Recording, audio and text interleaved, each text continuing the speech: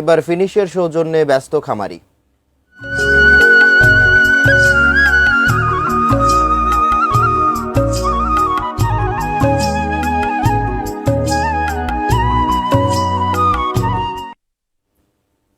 পবিত্র ঈদুল আজহাকে সামনে রেখে নাটোরে চাহিদার প্রায় দ্বিগুণ কোরবানির পশু লালন পালন করেছেন খামারিরা। জেলার চাহিদা মিটিয়ে উদ্ধৃত পশু দেশের বিভিন্ন স্থানে সরবরাহ করে লাভের আশা করছেন তারা। নাটোর প্রতিনিধি বোরহান উদ্দিন বনির তথ্য, সোহেল রানার ছবিতে ডেস্ক রিপোর্ট। কুরবানির ঈদ ঘনিয়ে আসতেই ব্যস্ততা বাড়ছে নাটোরের খামারিদের।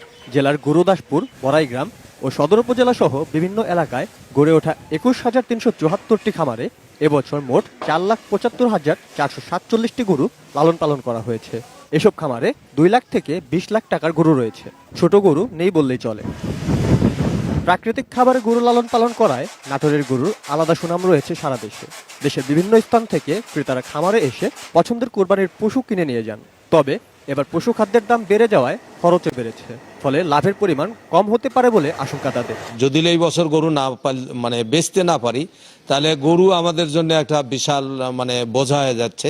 শাহিওয়াল, রাজস্থানী, হলস্টিন ফ্রিজিয়ান, নেপালি গির, আরো বিভিন্ন প্রজাতির, ভুটানের ভুট্টি আছে, বিভিন্ন প্রজাতির গরু আছে। খামার সংশ্লিষ্টদের প্রত্যাশা, বিদেশ থেকে গরু আমদানি বন্ধ রাখা এবং খামার টিকিয়ে রাখতে স্বল্প সুদের ঋণ সুবিধা দেওয়া হলে তারা আরো লাভবান হতে পারবেন। আমরা প্রতি বছরই এরকম বড় বড় গরু লালন পালন করে থাকি। তো এবারও ঈদকে সামনে রেখে আমরা ১০০-র উপরে গরু রেডি করছি। গতবারও এখান থেকে গরু নিয়েছিলাম, এবারও গরু দেখছি, পছন্দ হয়েছে। যদি দামে দরে হয় তাহলে নিয়ে নেবেন। এবার নাটোরের খামারিরা গরু বিক্রি করে লাভবান হবেন বলে আশা প্রকাশ করেন জেলার এই প্রাণী সম্পদ কর্মকর্তা।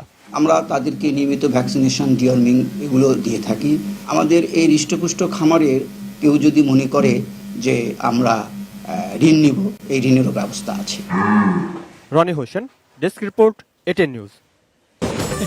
ফিনিশ আপনার ঘরবাড়ি ও আঙ্গিনার সকল কীটপতঙ্গ ধ্বংস করে।